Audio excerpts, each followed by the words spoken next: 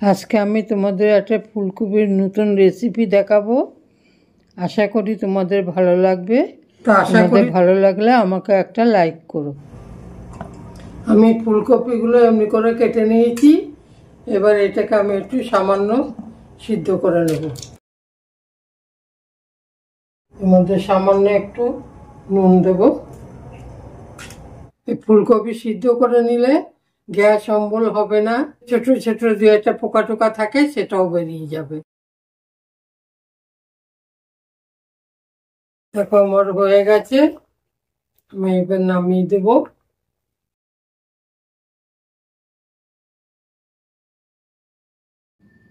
কড়াইতে তেল দিলাম। তেলটা গরম হলে এর মধ্যে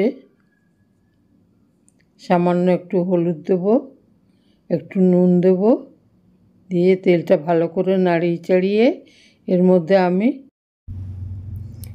আমি ফুলকপিগুলো ভালো করে ভেজে নাড়িয়ে চাড়িয়ে তুলে নেব, লাল লাল করে ভাজবো।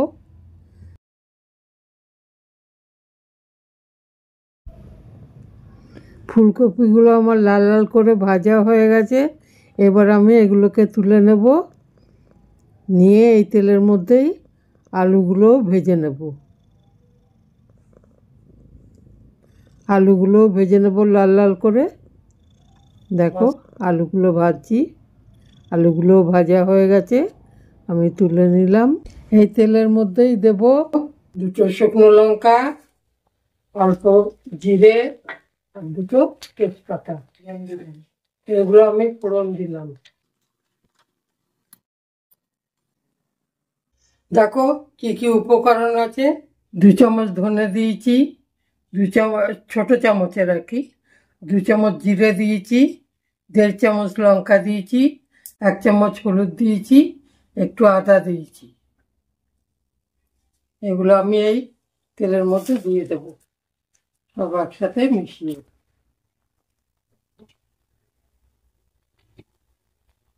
এর মধ্যে সামান্য একটু জল দেব।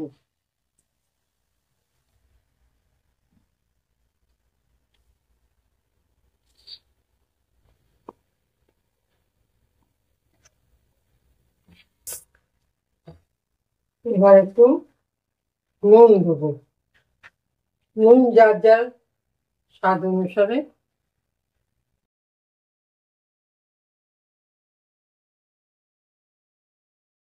এর মধ্যে আমি কাজু আর পোস্ত বেটে রেখেছি, এটা দিয়ে দিলাম। আমি এর মধ্যে বেশি দিইনি, 2 চামচ পোস্ত দিয়েছি আর 5টা 6টা কাজু দিয়েছি।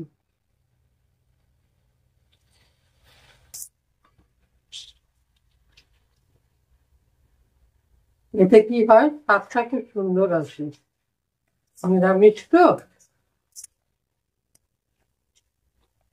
তারপরে একটু দেখো আমি দইটাকে ফেটিয়ে রেখে দিয়েছি।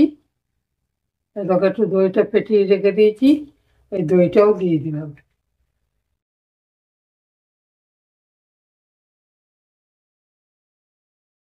এর মধ্যে আমি সামান্য একটু মিষ্টি দিলাম, কারণ নিরামিষ তরকারিতে মিষ্টি না দিলে স্বাদটা ভালো লাগে না। এইভাবে করে খেয়ে দেখবে, দারুণ টেস্ট হবে। মশলাটা ভাজা হয়ে এসছে, তেল ছাড়ছে, আমি এর মধ্যে ফুলকপি আলু দিয়ে দিই।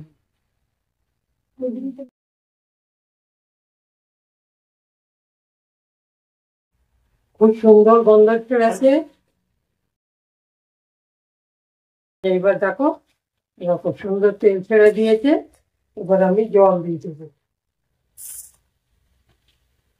এই জলটা বেশি দিতে লাগবে না,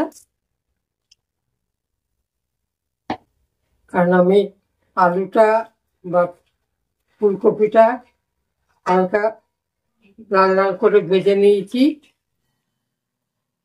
এবার দেখো আমি এটা দেখে নিই। হ্যাঁ দেখো আমার হয়ে এসছে। আমি এর মধ্যে ঘি গরম মশলা কিছু দেবো না।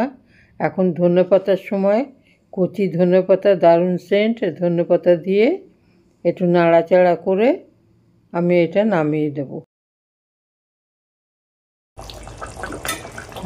কত সুন্দর হয়েছে, গ্রেভিটাও কত ঘন হয়েছে। তোমরা এমনি করে রান্না করে খেয়ে আমাকে কমেন্ট করবে, লাইক করবে, সাবস্ক্রাইব করবে, যাতে আবার নতুন করে তোমাদের সামনে তোমাদের সঙ্গে আসতে পারি। পরিবেশন করবার জন্য তৈরি।